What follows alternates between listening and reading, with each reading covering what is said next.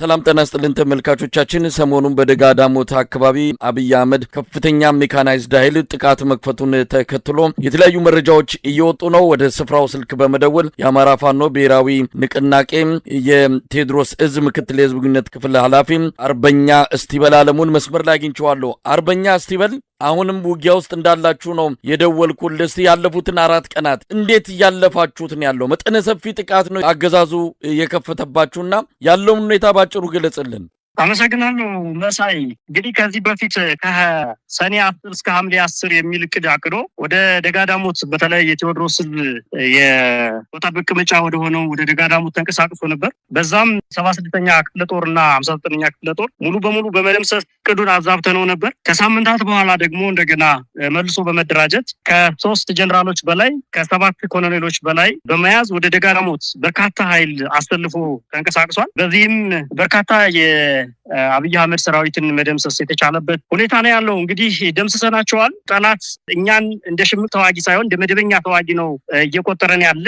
ሜካናይዝድ ጦሩን ሙሉ በሙሉ 6ኛ እዝን፣ ምስራቅ እዝን እና ሌሎችን ተጎራባች ቀጠና ያሉ እዞችን በመያዝ ኮሎኔሎችን በመሰብሰብ ወደ ጎጃም ምድር እየተንቀሳቀሰ ነው ያለው ጠላት። በተለይ ከቋሪት ደጋዳሞት አካባቢ ከአዴት፣ ከደንበጫ፣ ከፍኖተ ሰላም ኃይሉን በመሰባሰብ ወደ ደጋዳሞት እየዘመተ ያለበት ሁኔታ ነው ያለው። ይሄንን ኃይል ግን በዚህ ልክ እየመከተነው ነው ያለው። እንግዲህ በዚህ የገጠመው ምንድነው? እኛ እንደምታውቀው መሳይ የሽምቅ ተዋጊዎች ነን፣ ጉሬላ ፋይተሮች ነን። ቦታዎችን አስፈላጊ ሲሆን እንይዛቸዋለን፣ አስፈላጊ ሲሆን ደግሞ ልንለቃቸው እንችላለን። ምክንያቱም እኛ የመንግስትን አከርካሪ ኃይል መስበር ማዛባት ነው አላማችን። መደበኛ ውጊያ ገና አልጀመርንም። እስከዚያ ድረስ ደግሞ ጠላትን ስቦ ማስገባት ወደ ምንፈልገው ቦታ ስበን አስገብተን ምንፈልገውን ሎጂስቲክ ምንፈልገውን መሳሪያ መያዝ ነው ታርጌታችን። በዚህ መሰረት እንግዲህ ሻለቃ ዝናቡ ጭምር የመራው ደጋዳሞት ላይ በነጋቴው ደጋዳሞትን እንደያዘ በማግስቱ ታላቅ የሆነ ውጊያ አድርገን ብሬንና ስናይፐሮችን የቡድን መሳሪያዎችን መደምሰስ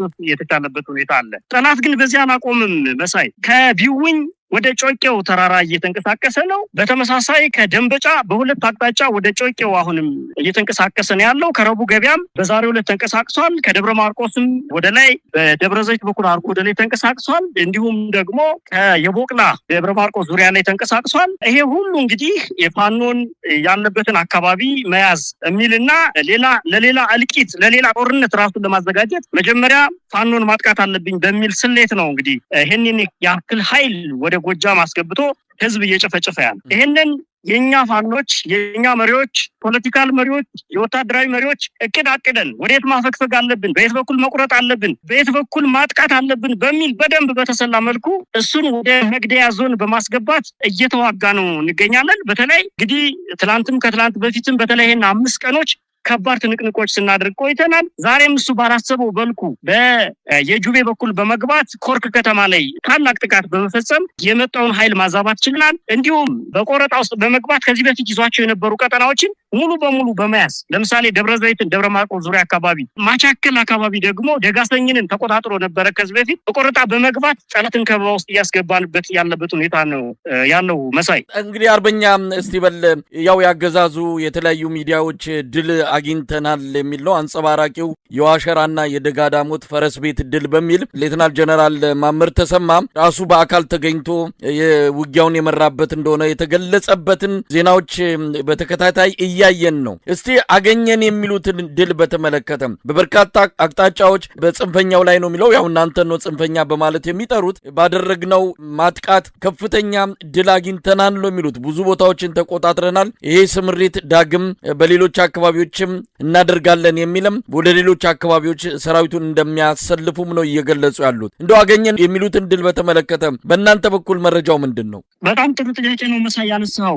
ህዝብ እያወናበዱ ያለውም በተለይ ከሀገር ቤት ውጭ ያለውን ህዝብ እያወናበዱት ያለ በዚህ መልኩ ነው። እንግዲህ ቅድም እንዳልኩህ እኛ የሽምቅ ተዋጊዎች ነን። ቦታዎችን አስፈላጊ በሆነ ጊዜ እንቆጣጠራለን፣ አስፈላጊ በሆነ ጊዜ ደግሞ እንለቃታለን። ይሄንን ታክቲካል የሆነውን ስልታችንን እንደመቆጣጠር ነው እየቆጠሩት ያሉ። በዚህ ውስጥ ደምስሰናል ካሉ ማን እንደመሰሱ፣ የትኛውን የክፍለ ጦር አመራር፣ የትኛውን የኮር አመራር፣ የትኛውን የእዝ አመራር፣ የትኛውን ሻለቃ ደመሰሱ? አንድም ሻለቃ አልደመሰሱ። የትኛው መሳሪያ እንግዲህ ፋኖ ታጠቃቸው መሳሪያዎች በአደባባይ ሲያሳይ የከረመው ሌሎችን ሻዎችን ስናይፐሮችን ሞርተሮችን ያልታዩም ጭምር ዘሪሁን 13 ሌሎችንም ጭምር ፋኖ ታጥቋል። የትኛውን እስኪ ተቀብለው አሳዩን። ተጨባጭ መሳሪያ ስንት ነው የያዙ? 9 መሳሪያ 5 መሳሪያ የገበሬውን ቤት ለቤት ፍተሻ በማድረግ የያዙትን ነው ደመሰስን የሚሉት። ምንም ፋኖ የደመሰሱት የለም። እንደውም እኛ በእነሱ እቅድ አይደለም የምንሄደው። ታውቃለህ መሳይ፣ የኛ የራሳችን እቅድ አለን። በተለይ ክረምት ላይ የሰማይ የበላይነት ወስደውብን ስለከረሙ በጋ ላይ በክረምት የኛ አድቫንቴጅ ስላለን እድል ስላለን ይሄንን እድል ለመጠቀም የራሳችን እቅድ አለን። ያንን እቅድ ለማክሸፍ ነው እንግዲህ አስቀድመው ወረራ የፈጸሙብን። ስለዚህ በእነሱ እቅድ አንዋጋም፣ ተተኳሻችንን አንጨርስም። የራሳችን እቅድ አለን። መቼ ከተሞችን መቆጣጠር አለብን፣ መቼ ገጠር ላይ ያለን እየተንቀሳቀሰ ያለን ጠላት በደፈጣ መምታት አለብን። ይህ የኛ እቅድ ነው። ስለዚህ በእነሱ እቅድ ላለመሳተፍ ተተኳሾቻችንን ላለመጨረስ የራሳችን የማፈግፈግ ወደ መግደያ ቦታ የመውሰድ አድርገናል። ይሄንን ከዚህ ጋር ተያይዞ እሱ ደመሰስ የሚል ከሆነ የታለ የተደመሰሰው ፋኖ? የታለ የተያዘው የተማረከው ፋኖ? የታለ መሳሪያው? እንግዲህ በአየር ላይ አይደለም እኮ ይሄ ሁሉ በሺህ የሚቆጠር ፋኖ ነው እያንቀሳቀስን ያለን ቴዎድሮስ እዝ ላይ። ስለዚህ ማንን የያዙ በተጨባጭ ማን የተደመሰሰ በተጨባጭ አንድም ኃይል ያገኙት ኃይል የለም። በጣም ከባድ የሆነ 3 ጀነራል እና 7 ኮሎኔል አንድ ቦታ ላይ ደጋዳሞት ላይ፣ ሌሎች አካባቢዎች ደግሞ ኮሎኔሎችንና ጀነራሎችን ተመሳሳይ ጀነራሎችን በማምጣት እስከ 14 ጀነራል ድረስ ያሰለፉበት ውጊያ ነው። ይሄ ውጊያ ቀይ ባህር እንቆጣጠራለን ያለው መከላከያ እኛ ሳናውቀው ቀይ ባህር ይመስል ሙሉ የሀገሪቱን መከላከያ አምጥቶ ጎጃም ላይ ያሰለፈበት ሁኔታ አለ። ግን አንድም ፋኖ መደምሰስ አልቻለም። ይሄው ቦታዎች እንዲተቆጣጠርን እንደውም እያጠቃን እየደመሰስ የቡድን መሳሪያ እየተረከብናቸው ነው። አሁንም ወደ መግደያ ዞን አስገብተናቸዋል። ሙሉ በሙሉ መደምሰስ የሚያስችል ሙሉ አቅም ላይ እንገኛለን። መሳይ እንግዲህ አርበኛ እስቲበልም በዚህ ደረጃ አሁን በጸረ ሽምቅ ውጊያ አድርገን ነው ደመሰስን ቦታ ተቆጣጠርን የሚል መረጃ እያሰራጩ ያሉት። እንደምናየው ከሆነ ብዙ ታንኮች፣ ብዙ ዙ 23ቶች ከፍተኛ ኃይል ነው ያሰማሩት። በጸረ ሽምቅ ውጊያ ውስጥ ነው የተሳተፍነው እያሉ ነው። በዚህ ደረጃ ይህን ያህል ኃይል ያሰማሩበት ምክንያት ምንድን ነው? እንግዲህ አዲስ አበባ ላይ ምክክር ብለው ጥይት ድምፅ የሚያስቀር ምክክር ጀምረናል የሚል ነው እንግዲህ ለኢትዮጵያ ሕዝብ እየነገሩ ያሉት። በሌላ በኩል ግን ጎጃም ላይ እንደዚህ አይነት ከፍተኛ ጦር ምናልባት በዚህ ደረጃ አሰልፈው የተዋጉበት አካባቢም ስለመኖሩ እርግጠኛ መሆን ይከብዳል። ለምንድን ነው ይህን ሁሉ ያደረጉት?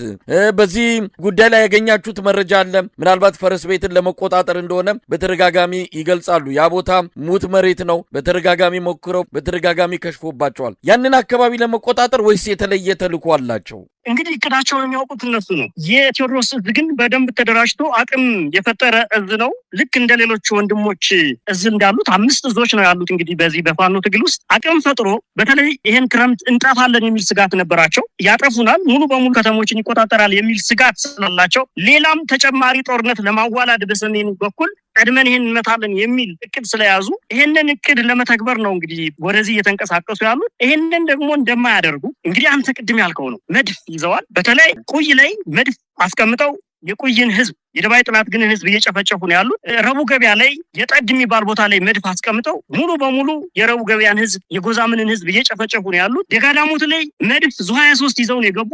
እዛ ተቀምጠው ሙሉ ዙሪያውን ያለውን ቋሪት ደጋዳሞትን እየጨፈጨፉ ነው ያሉት። እንዘግድምን እየጨፈጨፉ ነው ያሉት። በተመሳሳይ ሞጣ ላይ መድፍ አስቀምጠው እየጨፈጨፉ ዙ 23 ይዘው ህዝባችንን በሙሉ የሰዴን ህዝብ የሞጣን ህዝብ የአዴትን ህዝብ እየጨፈጨፉ ነው ያሉት። ይሄን ያክል ጦር ነው ያሰማሩበት። ደብረ ማርቆስ ላይ መድፍ አስቀምጠው በየቀኑ የጎዛምንን ህዝብ የደብረ ማርቆስን ህዝብ እየጨፈጨፉ ነው ያሉት። እንግዲህ በዚህ ውስጥ ነው የሰላም ምንድነው የሚሉት የሰላም ምክክር የሚሉት። ይሄንን በማድረጋቸው እንግዲህ በቅድም በፎቶም እንደላኩልህ መሳይ ህፃናትን እየገደሉ ነው። በዙ 23 የ3 ዓመት ህፃን መነኩሲት ደባይ ጥላት ግን ወረዳ ላይ መነኩሲት እየገደሉ ነው። የ5 ዓመት ህፃን ልጅ አጥለዋል። የ19 ዓመት የሃይ ስኩል ተማሪ ገለዋል። ከቤት ላይ በመጣል ሙሉ በሙሉ ቤቱን በማውደም በመድፍ አሁንም አንተ እየደወልክ ባለበት ሰዓት ላይ መድፍ እየተኮሱ ነው ወደ ሁሉም አቅጣጫ። ይሄ በሆነበት ሰዓት ላይ ነው እንግዲህ የአብይ አህመድ አስቂኝ ቀልድ የሚመጣው። አምባገነን መንግስት እንደምታውቀው በአንድ እጁ ሰላም ለመምሰል ሌሎች ሀገሮችን ለማሳመን ደህና ነኝ፣ ሰላም ነኝ፣ ሰላም እየሰበኩ ነው፣ ለሰላም እየሰራው ነው ለማለት፣ በሌላ በኩል ደግሞ በህዝቦቹ ላይ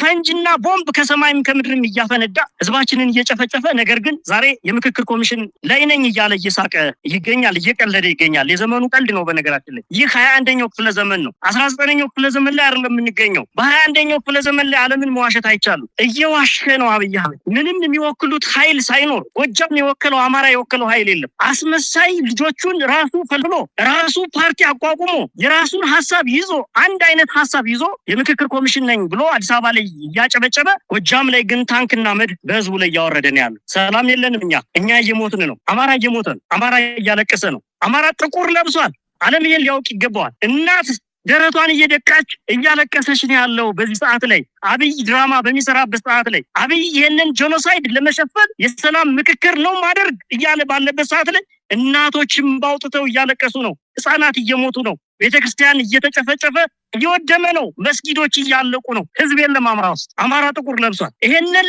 ለመከላከል ነው እየደፋን ያለነው እየተከላከልን ያለነው እየገደልን ያለነው እየሞትን ያለነው በዚህ ልክ ነው ያለነው ስለዚህ አብይ አህመድ ጀነራሎችን አሰልፎ ቀይ ባህርን አሰብን አስመልሳለሁ ሲል የነበረውን ጦር ሲያሰለጥነው በግዳጅም ጭምር ሲያሰለጥነው የነበረውን ጦር ጎጃም ላይ አዝምቶ ጀግኖች ግን እየተዋደቁ ቀጠናን ነፃ እያደረጉ ይገኛሉ መሳይ እንግዲህ አሁን ያለው ሁኔታ ምን ይመስላል አምስተኛ ቀን ምናልባት ይሄ በደጋ ዳሞት ላይ ልዩ ኦፕሬሽን በጀነራል ማመር ተሰማ በሌሎች 3 ጀነራሎች ሊታገዘ በርካታ መስመራዊ መኮንኖች የሚመሩት ውጊያ ነው እየተካሄደ ያለው ምናልባት ጀነራል ማመር ተሰማ ያቀረበ ያለው ፎቶ በትክክል እዛ ቦታ ነው ወይስ በዘመናዊ ቴክኖሎጂ በፎቶሾፕ አማካኝነት ጮቄ ተራራ ላይ ይገኛሉ የሚል ምናልባት ይሄ ፎቶ የፎቶሾፕ የእጅ ስራ ውጤት እንደሆነ ያየን ነው በዚህ ደረጃ ሐሰተኛ በሆነ መልኩ ፎቶ ያቀናበሩ ቪዲዮ ያቀናበሩ የድል ዜና ያቀረቡም ከሆነ ይህንን ማጋለጥ የሚገባ ጉዳይ ነው ግን አሁን አምስተኛ ቀን ላይ ነው እስቲ አሁን ያለውን ወቅታዊ ሁኔታ እንዴት ትገልጻላችሁ አሰላለፋቸው በየት በኩል ነው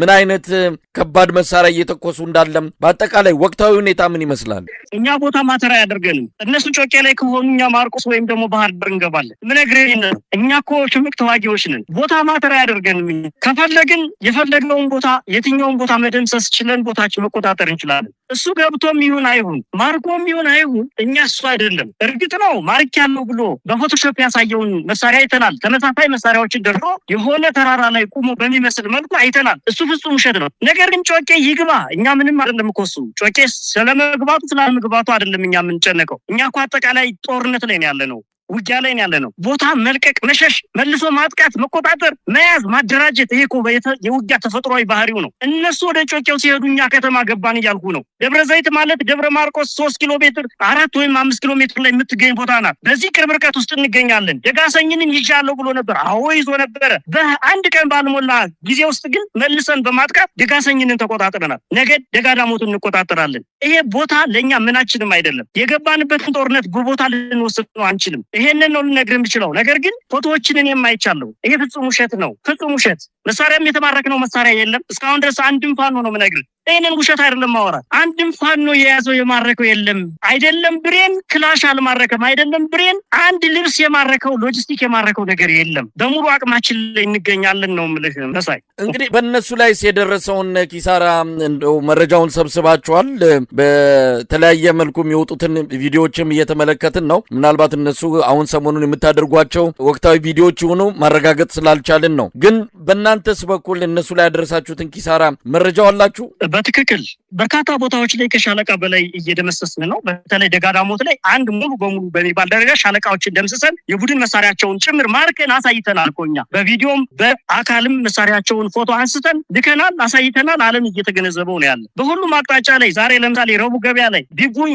አልማ የሚባል ቦታ ላይ ደንበጫ ገሊላ ከሚባል ከፍ ብሎ ያለ ቦታዎች አሉ አማኑኤል ወረዳ በጋራ ይገናኛሉ እዛ አካባቢ ላይ ከፍተኛ ትንቅንቅ እየተደረገ ነው አባይ ብርጌድ የነበረች አሁን ሻለቃ የቦቅላ አካባቢ ላይ ከፍተኛ የሆነ ትንቅንቅ በማድረግ የመጣውን ግትልትል ሰራዊት እየማረክን እየደመሰስ ነው እንገኛለን በቁጥር ግን እንደዚህ ነው ተብሎ የሚገለጽ አይደለም አሁን ባለን ምክንያቱም አክቲቭ ውጊያ ላይ ነው የምንገኘው መሳይ እንግዲህ አርበኛ ስቲበል በጣም አስገራሚ ነው ያው መጠነ ሰፊ ሆነ ከዚህ በፊት ካሉት የማጥቃት ውሳኔዎች ወይም እርምጃዎች በተለየ ሁኔታ ከፍተኛ ሜካናይዝድ ኃይሉን አሰልፎ ደጋዳሞት ላይ ውጊያ ጥቃት በብዙ አቅጣጫዎች እያደረገ አዲስ አበባ ላይ ግን ምክክር ተቀምጫለሁ የሚለው ይሄን ለኢትዮጵያ ሕዝብ በደንብ በሚገባ ሊነገረው የሚገባ ጉዳይ ነው ይሄ አገዛዝ ቢያንስ እንኳን ምክክሩ እስኪያልቅ ድረስ የጥይት ድምጽ እንዳይሰማ ማድረግ ይችል ነበር። ነገር ግን ከዛ ይልቅ ህዝብ ማደንዘዣ ዓለም አቀፉ ማህበረሰብ ማደናገሪያ እንዲህ አይነት ምክክር እያደረገ እናንተ ላይ እንዲህ አይነት ጥቃት መክፈቱ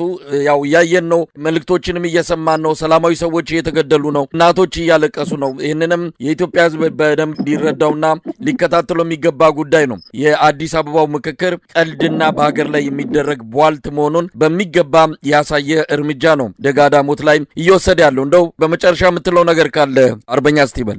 አመሰግናለሁ። መሳይ በድጋሜ ምን መሰለህ፣ አሁን ኦሮሚያ ጦርነት ውስጥ ነው። ትግራይም እንደምታውቀው ነው። አማራም እዚሁ አሁን እንደምነግርህ ጎንደር ላይ፣ ወሎ ላይ፣ ሸዋ ላይ እየተዋደቁ ነው ጀግኖቻችን። በዚህ ውስጥ ምን ምክክር አለ አንተ ስታስበው? የትኛው የሀሳብ ልዩነት ነው ተካቶ ምክክር የተደረገው? አብይ አህመድንና አብይ አህመድን የሚመስሉ አምላኪዎች በሙሉ የተሳተፉበትን መድረክ ይህንን የምክክር መድረክ ልትለው አትችልም። ከዚህ ኢትዮጵያ ልታተርፍ አትችልም። አንድም ነገር አታተርፍም። ኢትዮጵያ ወደ ባሰ ነገር አዘቅት ውስጥ ልትገባ ትችላለች።